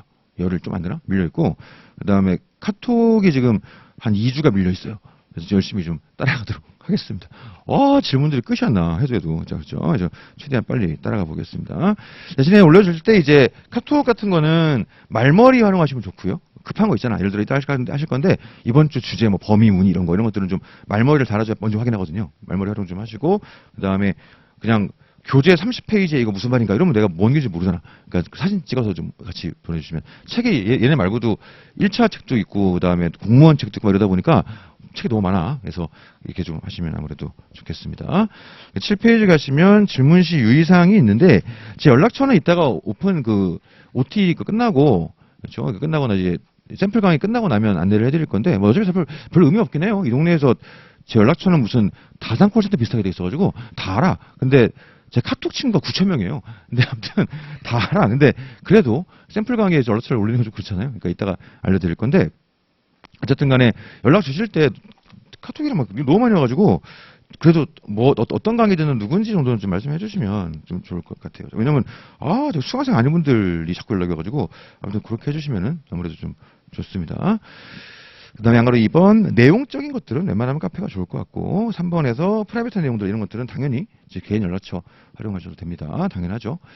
그 다음에 그 양가로 4번에 빈도 낮은 분들을 왜 얘기하냐면 카톡으로 막 너무 막 매일매일 수십 개씩 맨날 오는 분들이 있어가지고 그런 건 좀 그래 그렇잖아요. 그러니까 마음 힘든 건 알겠는데 그래 아무튼 그거는 좀 너무 과한 분들이 있어가지고 그런 분들은 카페가 좋고요. 양가로 5번 전화는 진짜 안 돼. 술 드시고 전화 주시는데 안 돼요. 없을 것 같죠? 졸라 많아 진짜. 이놈의 인간들 진짜 죄송합니다. 술 드시고 전화 주시면 진짜 안 됩니다. 자, 양가로 6번 주변에 이제 예를 들어 뭐 산재 문제 발생하거나 뭐 해고 발생하거나 이런 것들은 제가 할 수는 없고요. 저는 이제 전업만 하고 강사만 하고 있으니까. 근데 우리나라에서 아마 제가 아는 노무사가 제일 많을 거예요. 확실하게 얘기할 수 있는데 우리나라에서 노무사 많이 하는 사람 1등이 하면 절 거거든요. 그러다 보니까 혹시 필요하신 분들 있으면 척제에 필요한 분들을 소개를 해드릴 수 있으니까 그런 건 괜찮고 그다음에 초기 상담은 제가 해서 넘겨드리는 거라서 해드릴 수 있는데 대신 안 되는 건 뭐냐면 저 기업 인사 담당자분들 자꾸 나한테 물어보시는데 그건 안 돼요. 그건 수험하고 너무 관계없잖아. 그리고 외람됩니다만 어쨌든 제가 전업 강사한 지가 이제 8년 되긴 했는데 어쨌든 그 전까지 민노총 출신이란 말이에요. 근데 그런 저한테 해고가 정당할까요? 이러면 이제 뭐라 하겠어. 나름대로 좀 그게 있다고. 그죠? 그러니까 좀 그래요. 그러니까 그런 것들은 좀 기업 실무는 자문노무사님한테 가는 걸로. 제가 할 일이 아니니까 그렇게 좀 하시면 좋겠습니다. 그다음에 연락처는 뭐 의미 없어. 다 아는데 뭐 어차피 양으로 8번. 그 다음에 동차만 끝나고 들어보시니까 저 친구랑 안 맞는 것 같아 이럴 수 있겠죠. 그럴 때는 본인 핏 맞는 강사를 찾아가시면 됩니다. 그래서 저는 이제 많은 사람들이 듣는 강의는 이유가 있다고 생각하는데 세상이 뭐 그런 거지 생각하는데 남들이 다 핏이 잘 맞는다고 하여 나도 그런 건 아니에요. 그러니까는 오히려 나한테 잘 맞는 사람들은 남들이 잘 모르는 강사일 수도 있거든요. 그러니까는 본인 핏을 잘 맞춰서 찾아가시기 맞아요. 맞긴 맞는데 대신 옮겨가시면 이제 저에게는 이제 헤어진 옛 사람이 되는 거지. 그러니까 그때는 그쪽 가서 질문하시는 걸로 이렇게 하시면 좋겠습니다. 예. 자꾸 막 온 계신 분들이 다 연락 와가지고 그쪽 가서 욕하면서 막 저한테 하는 분들이 있어요. 근데 그런 분들은 내가 그럼 좋아할 줄 아나 봐. 근데 그런 분들은 거기 가서 내 욕할 거 아니야. 그러니까는 되게 싫거든요, 그런 거. 그래도 어쨌든 잘 모르는 분들이라 하더라도 같이 일하는 분들인데 나도 욕하고 싶지 않고. 근데 아무튼 가셨으면 이제 그쪽에 믿고 하시는 걸로 하시면 좋겠습니다. 우리 안 그래도 9번.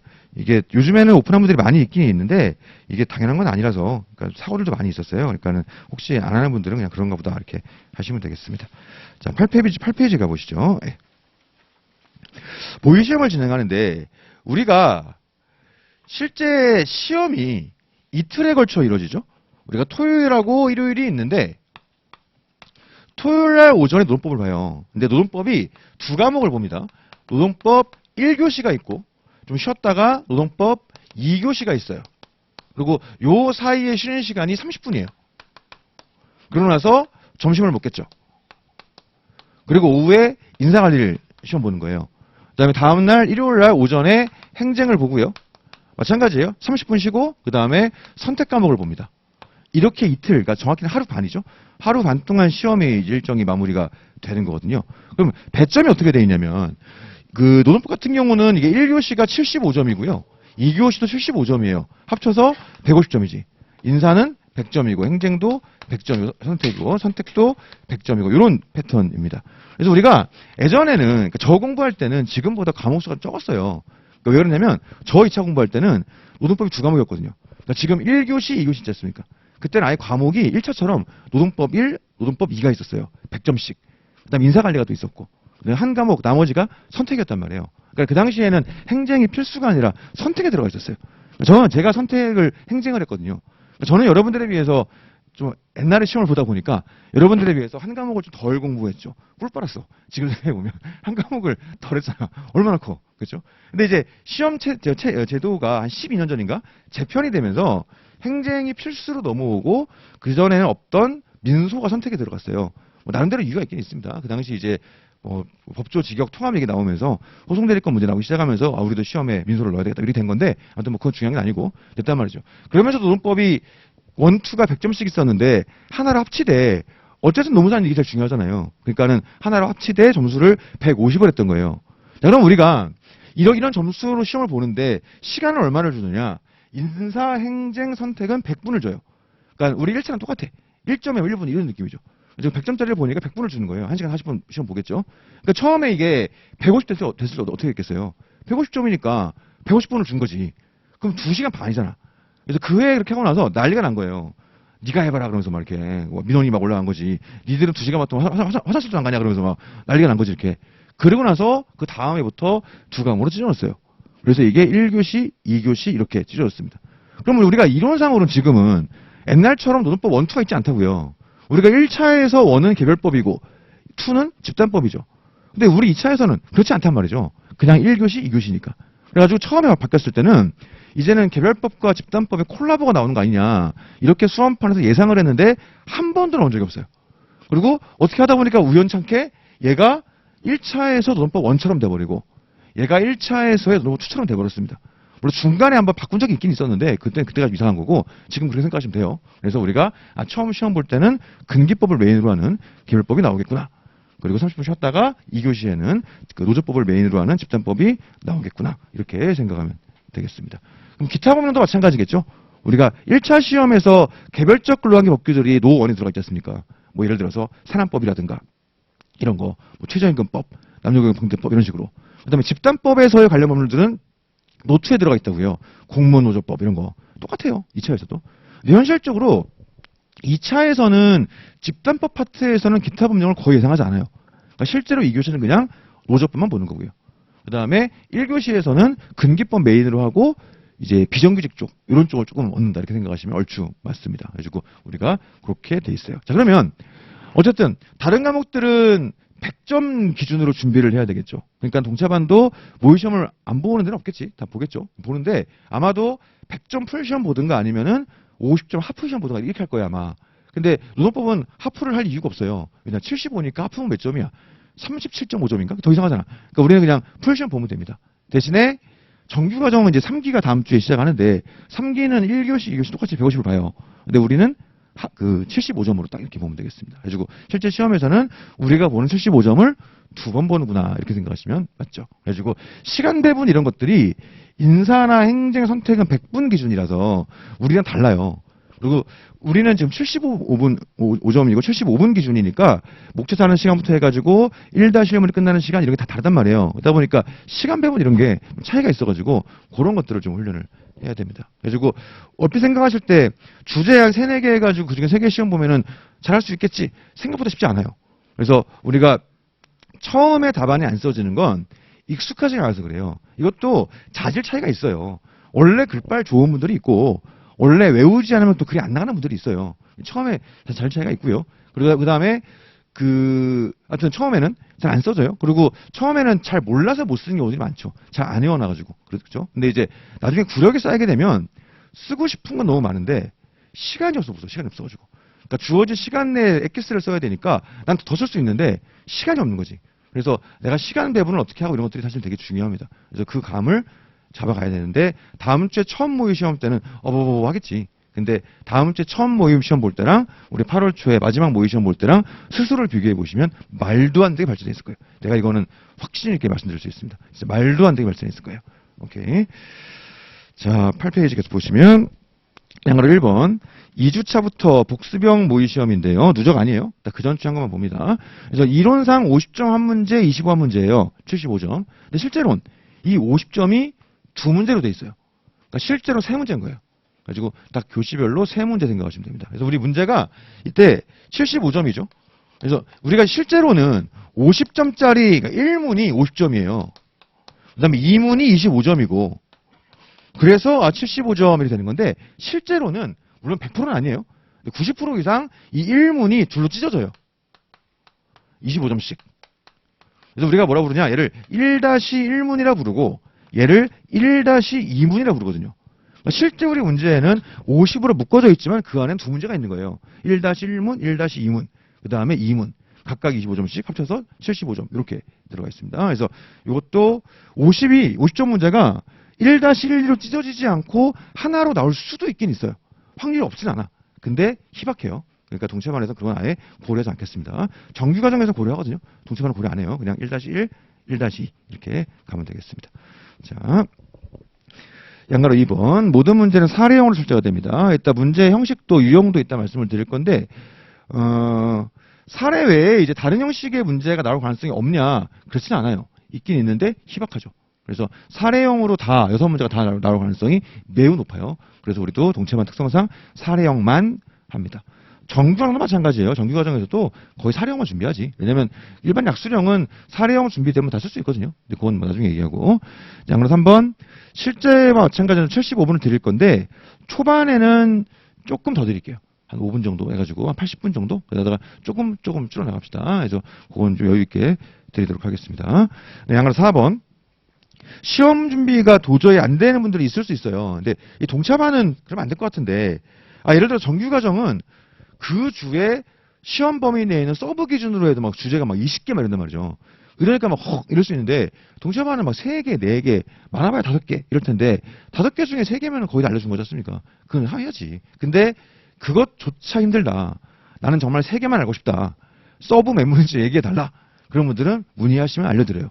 그러니까는 그런 분들은 저한테 그냥 그 말머리 하셔가지고 동차반 범위 문의 이렇게 카톡이나 문자를 주시면 빠르게 회신 들어갑니다. 근데 웬만하면 그냥 다 하세요. 이거 우리 이미 너무 줄여놓은 거거든. 이건 봐야지. 그러니까 동체반 그래도 그게 있으니까 이 정도는 보시죠. 근데 너무 힘드시면 주제 알려드릴게요. 저한테. 대신 오픈북 처리도 처리되는 거고. 이 오픈북 처리된다고 해서 뭐 불이익이 있는 거 아니에요. 그냥 점수표에 오픈북 표시가 돼 있어요. 이거 별거 아니야. 이거 아무 의미 없는 거예요. 이렇게 돼 있습니다. 양가로 5번 뭐 문제 없고요. 양가로 6번도 딱히 문제 없겠죠. 양가로 7번 다음 주에도 말씀드릴 건데 우리는 답안 수고할 때 바구니가 2개 있어요. 이제 일반 바구니가 있고 오픈북 바구니가 있거든요. 그래가지고 오픈북 하신 분들은 오픈북 바구니에 넣는 겁니다. 다음 주에 또 말씀을 드릴게요. 자, 양가로 8번 뭐 최고 답안은 이제 잘 쓴 답안 중에서 누구나 따라할 수 있을 것 같은 그런 답안 골라가지고 최고 답안으로 하고 글씨체가 좀 깔끔한 것들을 골라요. 그거는 이제 읽는 분들이 필요할까봐 그런 거니까는 그냥 그렇게 참고하시면 되겠습니다. 자, 9페이지 가보시면 시험 보세요. 이거 안 보면 안 돼. 이거 여러분 수강료에 다 채점비에 다 포함되어 있단 말이에요. 그래서 이게 생각보다 써보고 안 써보고가 되게 중요해요. 그러니까 이 주제에 대해서 내가 다 쓸 수 있을 것 같아도 막상 써보면 안 써지는 경우도 많고, 그리고 이 주제가 내가 시간 내에 얼만큼 쓸 수 있는지를 알아야 돼요. 해봐야지 알지. 예를 들어 내가 공부를 겁나 열심히 했어요. 그래서 이 주제에 대해서 내가 A, B, C, D, 뭐 E가 있다고 치고 이런 내용들이 이 안에 들어있는 거지. 이 하나의 주제. 그럼 나는 이거 공부 다 했어요. 그래가지고 예를 들어 말을 해본다. 줄줄줄줄 말이 나오는 거지. 난 됐어. 넘어가는 거예요. 근데 막상 써보면 안 써질 수가 있어. 왜냐면 한 C까지 열심히 썼는데 시간이 끝나버린 거지. 이러면 아무 의미 없거든요. 그러니까 내가 공부를 열심히 해도 이 주어진 시간 내에 내가 여기서 얼마큼 쓸 수 있는지 확인을 해야 돼요. 그래가지고 한번 써보니까 이게 포인트인데 여기서 힘주다가 이게 밀려버리더라. 안 되겠다. 얘는 그냥 안 써야 되겠다. 얘는 힘 빼자. 얘도 힘 빼자. 그리고 여기에 힘 빡 주자. 이런 식으로 내가 그 밸런스를 맞출 수 있어야 돼요.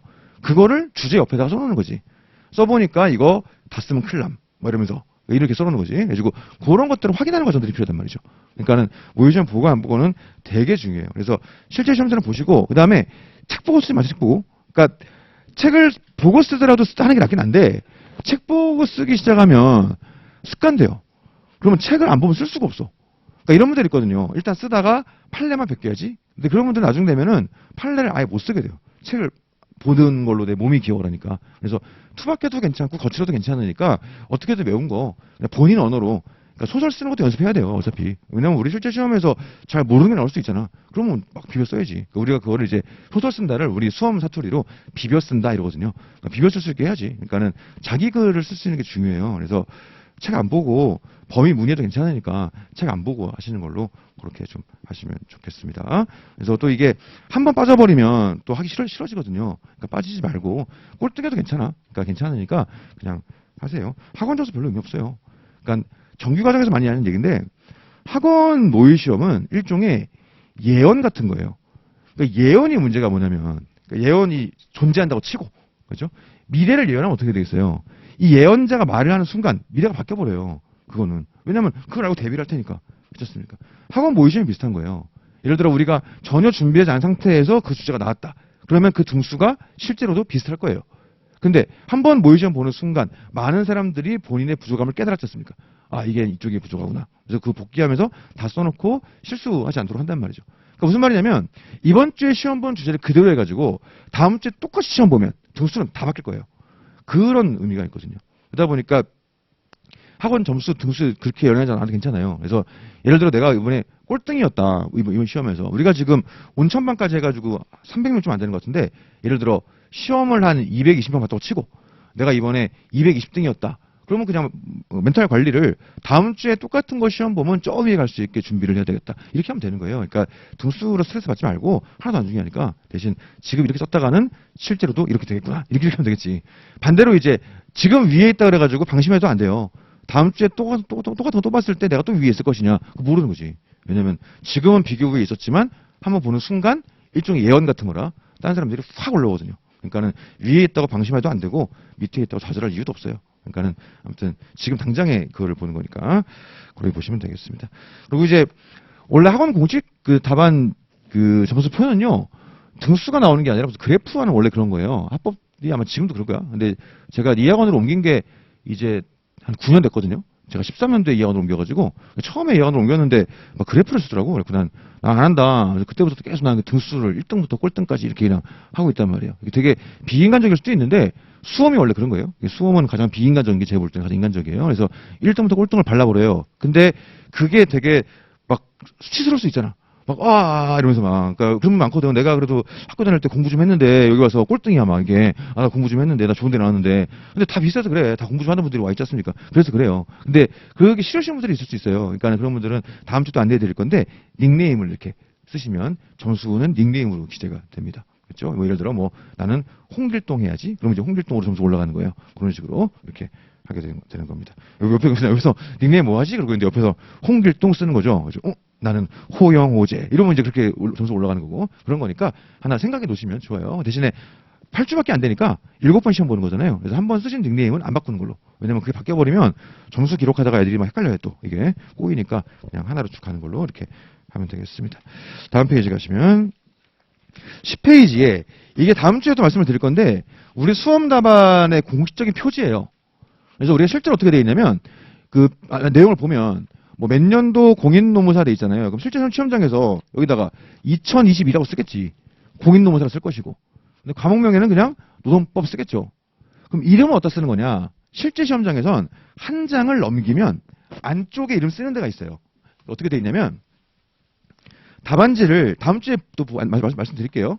답안지를 한 장을 넘기면 뭐 여기 이제 연습지 돼 있는데 이쪽에 뭘 이렇게 쓰는 게 돼 있어 이렇게 이름, 뭐 수험번호 이런 식으로. 실제로 여기다 쓰는 거예요. 여기다가 실제로. 그럼 어떻게 되는 거냐? 여기다 쓰고서 덮으면 여기 구멍이 이렇게 또 여기 이게 뚫려 있거든요. 실제로는 우리 학원 거는 안 뚫려 있는데 실제로 뚫렸단 말이에요. 그러면 실제 답안을 모아가지고 이 구멍으로 묶어버리는 거지. 그럼 채점하는 사람이 넘겨도 이 안에 있으니까 신상이 안 보이잖아요. 그러니까 부정행위를 방지하기 위해서 이 안에 넣어놓는 거예요. 채점하는 사람들이 뭐 친인척 이럴 수 있으니까. 자, 그러면 답안 겉에다가는 원래는 누군지 표시되는 걸 쓰면 안 되죠.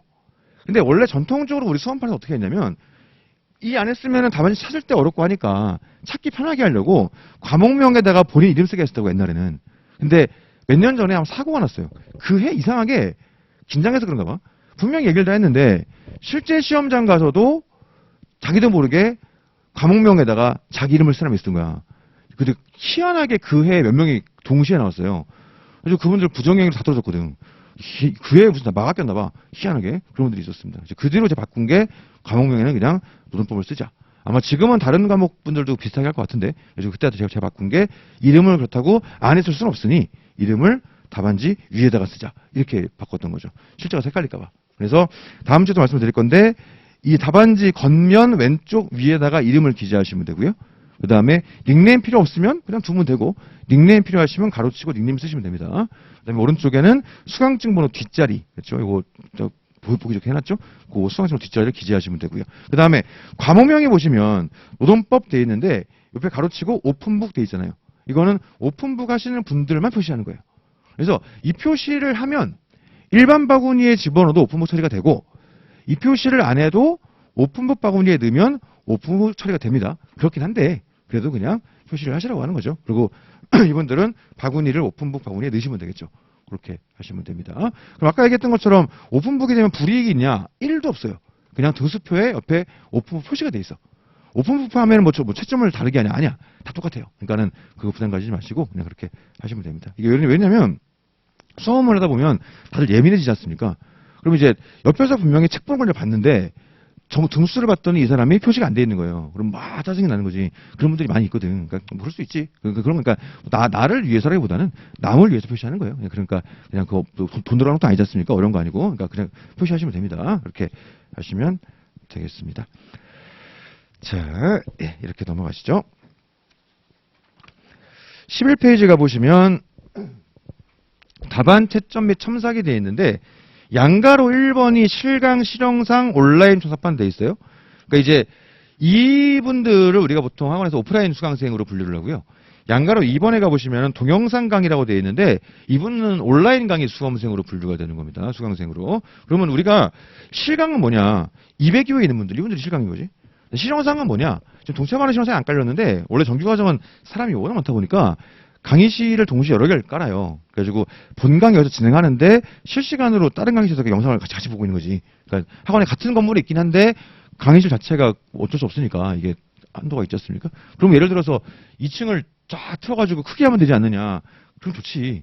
근데 그러면 학원법인가? 그 위반이에요. 그러니까 그렇게 하면 안 돼. 그러다 보니까 이제 이게 그 실시간 영상을 볼 수 있게 강의실을 막 깐단 말이죠. 그러니까 실제 이분들은 실강이랑 똑같은 거예요. 그냥 내가 앞에 있냐 화면에 있냐 이런 차이지. 어차피 뭐 이분들은 질문하거나 이런 다 똑같지. 어차피 200여 계신 분들도 크니까 맨 뒤에 계신 분들은 화면 많이 보시잖아요. 어차피 똑같아. 그런 게 사실 좀 있긴 있습니다.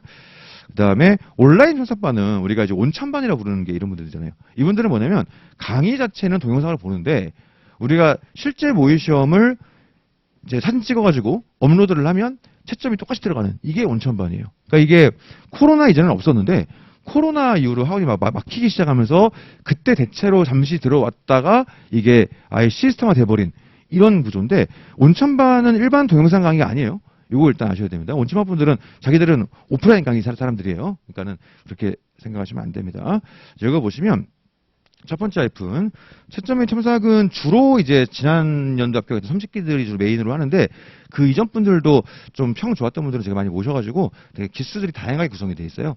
근데 두 번째 하이픈 가보시면은 채점평 나가고 채점자 이메일이 오픈되거든요. 그래가지고 본인 답안 겉면에 보면 채점자 표시가 돼 있을 거예요. 이제 그거 보면은 아 이게 누구나 알 수 있거든요. 그럼 그쪽에 혹시 의문이 있으시면 이메일 보내시면 됩니다.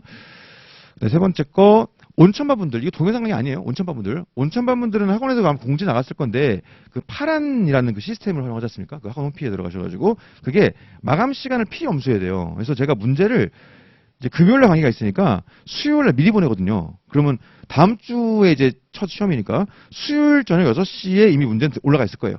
그러면 수요일 저녁 6시부터 금요일날 오후 3시 사이에 작성해가지고 사진 찍어서 이거를 업로드를 하셔야 되는 겁니다. 그러면은 그거를 우리가 받아가가지고 채점을 해가지고 점수를 똑같이 이렇게 내는 거거든요. 근데 이게 1분만 늦어도 업로드가 안 돼요. 그러니까 이거 미리미리 해보세요. 미리미리. 그러니까 처음에 막 해보고 막 이게 압축하고 뭐하고 하느라고 좀 시간 걸렸다고 넘어가는 분들 많은데 좀 첫 모의 시험은 금요일 오전 하지 마시고 목요일이나 뭐 이렇게 좀 미리 한번 보신 다음에 업로드 하시는 걸로 이렇게 하시면 좋겠습니다. 그래서 온천반 분들은 동영상 강의가 아니에요. 그러니까 파란에 업로드하는 겁니다. 근데 그에 반해 양가로 2번. 일반 동영상 강의는 파란 시스템을 활용하시는 온천반이 아니고 말 그대로 일반적 의미에서의 동강이 동강. 우리가 흔히 얘기하는. 원래 수험판에서 일반 동강은 채점이 없어요. 없는데 저는 옛날부터 그냥 따로 채점자 계약해가지고 제가 하고 있거든요. 근데 이거는 학원의 공식 시스템이 아니고 그냥 제가 따로 운영하는 거예요. 이거 이제 왜냐면 그래도 온천반 분들은 마감 시간이 있으니까 그래도 사람이 써지거든요. 근데 일반 동강은 그게 없으니까 안 써. 그래가지고 어떻게든 쓰게 해보려고 만들어 놓은 게 이건데 이건 다르죠. 온첨이 아니에요. 그래서 일반 동강분들은 그 26기 유나리 농사가 따로 담당해서 채점을 하거든요. 근데 이거는 아무래도 오프라인 강의처럼 막 등수 나오고 이렇게 어려워요. 이렇게 어렵고 그냥 등급 표시하면서 말 그대로 첨삭 중심으로 이렇게 들어갑니다. 그래서 두 번째 하이픈. 그리고 오프라인 수강자분들 같은 경우에 어제 뭐 몸이 아파서 못 나갔는데 일반 동강으로 돌려주시면 안 됩니까? 한단 말이에요. 그러면 제 얘기는 아 이게 미리는 괜찮은데 우리 1차 시험 보실 때도 미리가 중요하죠.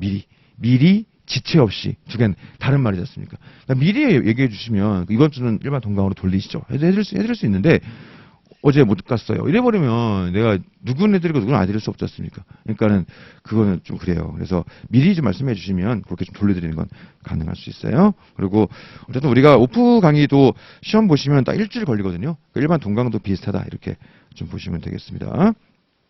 그 다음에 11페이지 맨 밑에 보시면 요건인데 다음 페이지 가보시면 이건 따로 읽어드리진 않을게요. 그래서 우리가 실제 시험 보시는 분들은 여기서 모의 시험 보시는 분들은 공식 답안지에 표지도 있고 막 그런데 온첨이나 일반 동영상 강의 하시는 분들은 온첨만도 마찬가지예요. 그 표지가 꼭 있어야 되나 그렇지는 않고 그냥 답안지 연습지 같은 거에다가 그러니까 연습지라는 게 백지 말고 우리 양식이 있죠. 양식에 맞는 연습 용지에다가 써가지고 맨 위에 쓰셔서 내시면 되겠지. 그래서 온천반이나 일반 동강분들이 꼭 표지가 있어야 되는 건 아니에요. 그러니까 그건 표지는 신경 쓰지 마시고 그렇게 하시면 되겠습니다. 자, 그래서 우리 다시 말씀드리는데 온천반 오프라인 강의죠. 온천반 파란 시스템 활용하시는 그분들하고 일반 동강 이건 제가 따로 운영하는 거 그거 달라요. 그리고 일반 동강 하시는 분들은 메일로 보내는데 12페이지에 메일 주소가 있죠. 그 제 주소는 노동720인데 그거 아니고 따로 파는 겁니다. 레이블로 720-2예요. 그래가지고 유나리 노무사가 지금 요 아이디를 관리하고 있어가지고 레이블로 720-2 제가 -6까지 있거든요. 근데 이게 이것도 주의하셔야 됩니다. 이게 여러 명이 사람이 달라서 720-2 이쪽으로 보내시면 되겠습니다. 자, 13페이지 가보시면 법률의 해석 방법과 법률 행위 해석 방법 되어 있습니다. 이거 짧게 좀 보고 첫 시간 마무리하도록 하겠습니다. 네. 요게 이제 제가 연기 강의할 때 도입부에 많이 한 얘기거든요. 그래서 연기 하실 때 또 아마 들을 수 있을 거예요. 그래서 이건 뭐냐면 우리가 이제 결국 법학을 공부하는 건 제가 생각할 때는 해석학을 공부하는 거예요. 그래서 우리 예를 들어 여러분이 판사라고 치고 그럼 혹은 노동위원회 공익위원이라고 치고 뭔가 판결 혹은 판정을 내리려면 뭐를 봐야 되겠어요? 둘 중 하나겠지. 법전을 보거나 물론 그에 관련된 판례를 보겠습니다만은 법전을 보거나 아니면 당사자 간의 계약서를 보겠죠. 그러면 얘네끼리 이제 분쟁이 발생한 게 예를 들어 법률의 해석의 문제더라. 법 문구가 비교적 명확하게 돼 있고 딱히 논란이 없다. 그럼 그대로 하면 돼요. 소송이 걸릴 이유가 없지. 근데 소송이 걸리는 이유는 이 법률을 적용함에 있어서 해석상 분쟁이 발생하기 때문이거든요. 자, 두 번째로 계약서상 문제를 가지고서 예를 들어 민사 문제가 발생하였다. 그럼 계약서를 그냥 해석하면 돼요. 근데 이게 발생했다는 건 해석에 다툼이 있기 때문이겠죠. 근데 이럴 때 법률은 어떻게 해석을 하고 법률 행위, 즉 계약은 어떻게 해석할 것이냐. 기본적인 해석의 방향성이 달라요. 왜 그러냐? 법률은 법적 안정성이 굉장히 중요하죠. 그러니까 상대적으로 문구 그 자체가 중요해요. 근데 계약은 당사자들의 진짜 의사가 무엇인가? 이게 더 중요하겠죠. 그래서 외관상 의미보다는 당사자의 실제 의사를 훨씬 따지는 거죠. 그래서 예를 들어 문구가 A라고 돼 있다. 그럼 법률에서는 A는 진짜 A일 가능성이 높아요. 물론 법률이라고 하여 A가 항상 A냐? 그건 아니지. 근데 A가 A일 가능성이 높아요. 근데 계약에서는 상대적으로 A가 B일 가능성이 더 높을 수도 있죠. 여기에 비하면. 그런 게 기본적인 차이점이다. 이를 볼 수 있습니다. 자, 이걸 그러면 조금 더 아카데믹하게 들어가면 어떻게 할 것이냐. 자, 1번에 법률의 해석 방법 되어 있습니다. 요거를 좀 형이상학적인 내용이긴 한데 이걸 그래도 한번 좀 감을 잡고 이후에 판례들을 보시게 되면 판례를 보는 눈이 좀 확 바뀔 수 있어요. 그래서 얘네가 이래서 이런 입장을 취했구나. 이런 것들을 좀 우리가 보실 수 있을 겁니다. 자, 해석 방법 그러면 네 가지가 있는데 물리적, 논리체계적, 연역적, 목적론적 돼 있어요. 물리적이라는 건 문구 그 자체를 따지는 거죠. 두 번째, 논리체계적이라는 거는 타 법률과의 관계 이런 거예요. 혹은 그 법률 내에서의 체계 이런 거고. 뭐 예를 들어서 이런 거죠. 우리 공부했던 거 한번 거칠게 떠올려 보시면 근로기준법에는 종속관계하에서 임금을 목적으로 근로를 제공하는 자를 보호를 해줘요. 근데 출입국관리법에선 불법 체류 외국인의 취업을 금지하고 있거든요. 그럼 예를 들어 그 불법 체류 외국인이 월급 받으면서 노동을 제공했다, 근로를 제공했다 치자고요. 이쪽에서는 이들을 보호하는 범위를 두고 있어요. 이쪽에서는 그 취업을 금지하고 있단 말이죠. 이거 두 개를 어떻게 초화시킬 것이냐. 이게 일종의 논리체계적 해석이다. 이런 느낌입니다. 그렇죠? 그 다음에 연역적 해석. 이거는 이 법률의 재개정 연역을 보면서 입법자의 의도를 따져보는 거예요. 입법자는 대체 왜 이렇게 법을 개정했을까? 그에 따라 해석이 바뀌어지겠죠. 자, 우리가 1차 봤던 거 한번 기억 떠올려 보시면 이거 편하게 들으세요. 편하게. 노조법 2조 5호에서 노동쟁이의 개념이 나와요. 노동쟁이의 개념. 쟁행이 말고 노동쟁이. 그렇죠? 그러니까 사회적인 용어로서 교섭이 결렬되었다. 이게 노조법상 용어로는 노동쟁이가 발생하였다 하지 않습니까? 그래가지고 노동쟁이의 개념을 두고 있는데 뭐라고 되어 있냐면 근로조건의 결정에 관한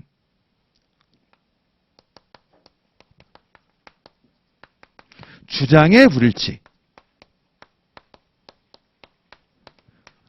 인하여 발생한 분쟁 상태. 이게 노동쟁이죠.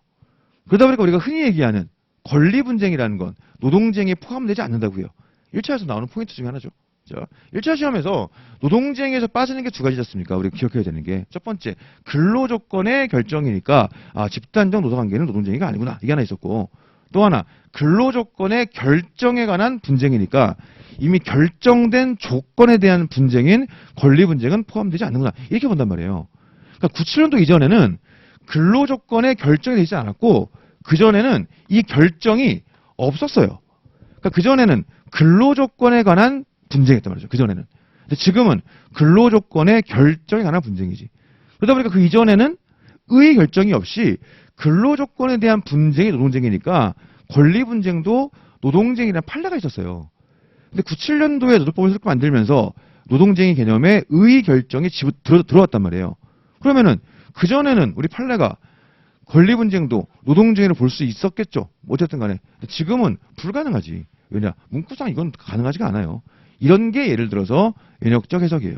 입법자가 의 결정을 집어넣은 건 권리분쟁을 노동쟁이에서 빼려고 했나 보다. 이런 것들을 우리가 판단해 보는 게 연역적 해석입니다. 그래서 재개정 연역을 통해서 입법자의 입법 의도를 파악하는 거. 이런 겁니다. 마지막으로 목적론적 해석이라는 건 말 그대로 이 법률의 객관적 목적 혹은 이 법 규정의 객관적 목적 그러니까 예를 들어 근로기준법의 목적이 있을 것이고 근기법 내에서 위약리정을 금지하는 목적이 있을 거예요. 그런 것들을 고려해서 해석하는 거. 이게 목적론적 해석입니다. 우리가 이제 1차 공부할 때는 결론만 공부하잖아요. 근데 2차 공부할 땐 결론만 공부하는 게 아니라 논거나 요건 이런 걸 공부한단 말이에요. 근데 보통 논거로 나오는 것 중에서 입법 목적을 얘기하는 경우들이 많아요. 예를 들어 근기법의 27조의 서면 통지의 취지가 사용자를 하여금 해고함에 있어서 신중을 기하도록 하고 어쩌고 저쩌고 나온단 말이죠. 그래서 뭔가 논거를 얘기하는데 입법 목적을 얘기한다. 그럼 딱 드는 생각이 목적론적 해석을 하고 있구나. 이런 것들을 우리가 생각할 수 있습니다. 이게 법률 해석의 기본 방법이에요. 그럼 이 중에서 뭐가 제일 중요하냐? 물리적 해석이 제일 중요해요. 왜냐? 법적 안정성이 중요하니까. 자, 그래서 우리가 법률을 해석할 때는 기본적으로 물리적 해석을 하는 거예요. 아니, 법률에 A라고 되어 있으면 A지. 그렇잖아요. 왜 그러냐? 이렇게 해석을 해야 법적 안정성이 추구되니까, 담보되니까. 그렇잖아요. 분명히 법에 A라고 되어 있는데 알고 보니 B래. 그러면 우리가 일반 국민들이 법률을 보면서 A라고 되어 있군, A구나 했는데 알고 보니 B를 버리면 어떻게 되겠어요? 대혼란이 오겠지. 그러니까 기본적으로는 특별한 문제가 없으면 물리적 해석을 하는 거예요. 자, 그런데 이 물리적 해석을 하는데 이렇게 했다가는 말도 안 되는 이상한 결과가 도출될 수 있어요. 그러니까 이 법률의 목적이 완전히 이제 물각되는, 입법자의 입법의도에 완전히 반하는 이런 식의 이상한 결과가 발생할 수 있단 말이죠. 각 법률관의 체계에도 완전히 엉키고 이럴 수 있겠지. 그러다 보니까 그 외에 추가적으로 대입하는 게 우리가 논리체계적 해석, 연역적 해석, 목적론적 해석 이런 것들을 우리가 추가하는 겁니다.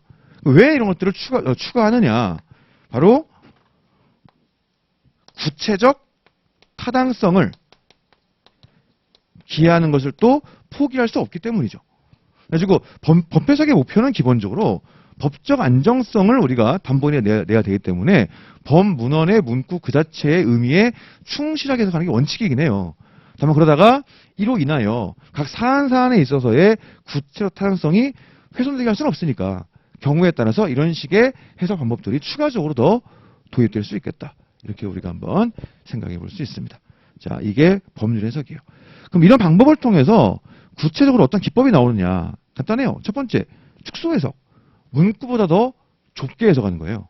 그렇죠? 예를 들어서 지금은 아마 개선됐을 것 같은데 나 옛날에 공부할 때 그 도로교통법에 어떤 게 있냐면 구부러진 도로에서는 추월 금지돼 있어요. 지금은 아마 바뀌었을 것 같은데 저 지금 그냥 확인 안 해봐가지고. 근데 그 당시에 생각해 보시면 구부러진 도로에서 추월 금지라는 건 요만큼만 구부러진 거고 이것도 구부러진 거죠. 근데 구부러진 도로라고 해버리면 세상에 완전 직선인 도로가 얼마나 있겠어요. 거의 없겠지. 이래버리면 이거를 그냥 문구 그대로 해석을 해버리면 사실상 그냥 추월은 아예 금지 이렇게 돼버린다고. 그러다 보니까 해석을 통해서 여기서 구부러진 것이란 말의 의미는 몇 도 이상을 말하는 것이다. 이렇게 해석을 해줘야 되겠죠. 그런 게 축소 해석이에요. 그러니까 예를 들어서 이 법률의 문구에도 불구하고 법률의 입법 목적을 고려하여 이렇게 해석함. 이렇게 해버리면은 목적론적 축소 해석 이런 느낌이 되는 거죠. 그다음 반대로 확장 해석. 문헌은 이렇게 돼 있는데 실제로는 더 넓혀주는 거예요. 예를 들어서 우리 뭐 있습니까? 노조법상 사용자 개념 확장. 노조법에서는 근로계약 상대방이 아니라 하더라도 분명히 법 문헌에는 사업주, 경영 담당자, 행동하는 자가 노조법상 사용자예요. 근데 노조법의 목적, 특히 지배개입의 취지 이런 걸 고려했을 때 근로계약 상대방이 아닌 3자라 할지라도 지배개입의 주체를 인정해 주죠. 목적을 고려한 그렇죠. 일종 확장 해석이다 이렇게 우리가 좀 볼 수 있습니다. 그래서 우리가 실제로 사용자 개념의 확장 이런 말을 쓰죠. 그다음에 세 번째로 반대 해석. 이거를 취지라든가 체계라든가 연역 이런 것들을 고려해가지고 딱 그 반대로 해석을 하는 거예요. 뒤집어서. 유추 해석은 뒤집는 게 아니라 좀 끌고 가는 거지. 예를 들어 이런 거예요.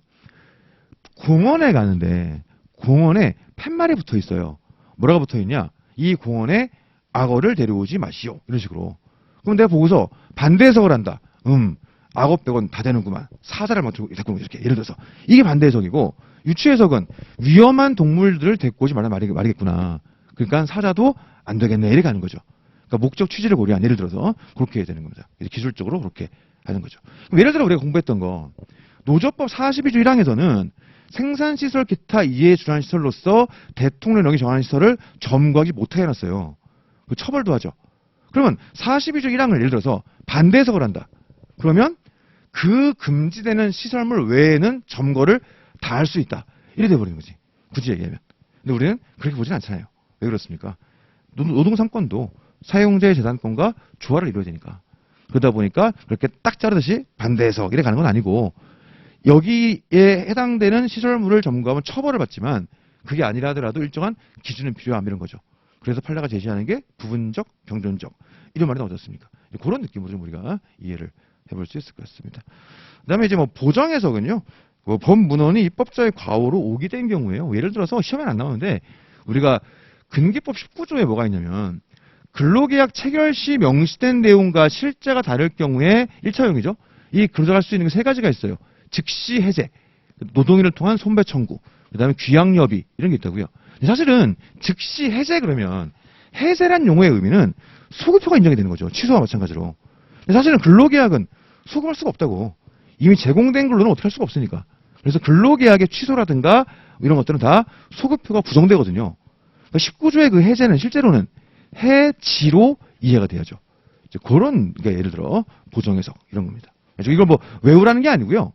아, 봤을 때 이걸 메인으로 가져가는데 이런 것 때문에 이런 걸 같이 고려하는구나. 그래서 우리 판례가 이런 말을 하는구나. 이런 것들을 좀 보는 눈이 확실히 커질 수 있을 겁니다. 자, 그에 반해 2번 법률행위의 해석. 이건 뭐냐? 당사자의 진짜 의사가 중요하죠. 자, 이 판례를 한번 쪼개볼게요. 처분문서는, 이 처분문서는 그냥 계약서 생각하시면 되죠. 처분문서는 그 진정 성립이 인정되면 특별한 사정이 없는 한 처분문서에 기재되어 있는 문헌의 내용에 따라 당사자의 의사표시가 있는 것으로 객관적으로 해석해야 되나. 얘도 원칙은 그렇게 얘기해요. 계약서에 A라고 써있으면 니네 의사가 A였겠지 뭐. 이런 말을 하는데 이 물리적 해석만큼 그게 파괴력이 큰 건 아닌 거죠. 니네가 계약서에 A라고 썼으면 A가 맞긴 하겠지. 근데 니네가 분쟁이 있네? 되는 거죠. 그래서 자, 지금까지 이걸 우리가 처분문서에, 계약서죠. 처분문서의 증명력이라 그래요. 계약서에 A라고 써있으면 너네 의사가 A였겠지 뭐 그냥 이렇게 하는 거죠. 근데 여기는 A라고 돼 있으면 야 A지 이런 거고 여기는 A였겠지 뭐 이런 느낌, 약간 느낌이 다르죠. 이런 느낌으로 A였겠지 뭐 이런 거예요. 근데 니네가 분쟁이 있네? 야 그러면은 진짜 왜 이거 무슨 의미인지 한번 따져봐야지 이런 겁니다. 그래서 우리가 두 문자로 내동목의 진정한 의사 이렇게 갑니다. 자, 계속 읽어보시면 이게 두 번째 축이죠. 하나 당사자 사이의 계약의 해석을 둘러싸고 이견이 있어가지고 당사자의 의사 해석이 문제되는 경우에는 문헌의 내용, 그죠? 일단 문구를 보긴 봐야지. 계약서에 써 있으니까. 자, 문구 보고 그 다음에 약정이 이루어지기엔 동기 및 경위, 내동 나왔죠. 얘네 이 계약 왜 체결했니? 어떤 과정에서 체결했니? 그렇죠? 그 다음에 약정에 달성할 목적, 그렇죠? 얘네 그 계약의 목적은 뭐야? 그렇죠? 서로의 급부의 내용이 뭐야? 이런 거겠지. 그 다음에 당사의 진정한 의사 이런 것들을 종합적으로 고찰해가지고 논리와 경험칙에 따라 합리적으로 해석을 해야 되겠더라. 그래서 일단 처분문서의 증명력을 인정하되 이견이 있어 분쟁이 발생한 경우에는 내동목의 진정 의사를 가졌습니까? 그러다 보니까 우리 판례가 법률 행위에 대해서는 당사의 진짜 의사, 계약 체결 동기, 경위 이쪽을 굉장히 중시 여기는구나. 법률에 비해 상대적으로 이렇게 볼 수 있겠죠. 그래서 여기까지가 일반적인 민사계약에서 무수히 많이 나오는 판례 법리예요. 예를 들어 부동산 계약을 했다. 근데 계약서에 분쟁이 발생했다. 다 이 얘기해. 그죠? 우리 판례가 일관되게. 근데 그럼 우리가 예를 들어 근로계약을 체결했다. 그 다음에 비슷한 맥락으로 우리 1차에 공부했던 거 사이닝 보너스 이런 거 배웠지 않습니까? 그걸 체결했다. 사이닝 보너스 계약을 해석하죠. 어떻게 해석할 것이냐. 결국은 내동목의 진정한 의사예요. 나중에 보시면 아시겠습니다만은 결국 이거 좀 해석하는 겁니다. 그렇죠? 그 다음에 그런데 그 다음 문단 단체 협약도 기본적으로는 계약이에요. 단체 협약은 좀 특수한 계약이죠. 그러다 보니까 일반적인 계약 해석법에다가 우리 판례는 한마디를 더 붙여요. 그 뒤에 있는 게 우리가 1차 볼 때 많이 봤던 거. 근로자에게 불리하게 변형해석하지 마라. 우리가 보통 1차에서는 그것만 나오죠. 그래가지고 그 보는 게 거기서 붙는 겁니다. 이게 법률행위 해석, 계약 해석법에다가 단협의 특성을 고려해가지고 일반적인 계약서와 달리 단협은 이러이러한 걸 하려는 계약이니까 문구를 근로자에게 불리하게 함부로 변형해석하지 말 것. 이게 추가된 거다. 이렇게 좀 이해를 할 수 있습니다. 그러니까 우리는 이런 거죠. 법률은 이 틀로 해석한다.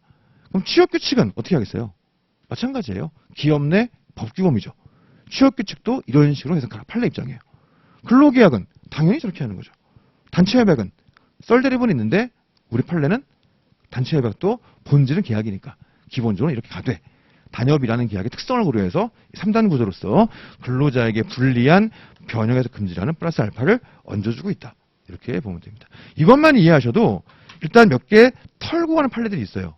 예를 들어서 사인앤 보너스 너무 쉬워. 그냥 내 동목의 진정한 의사거든요.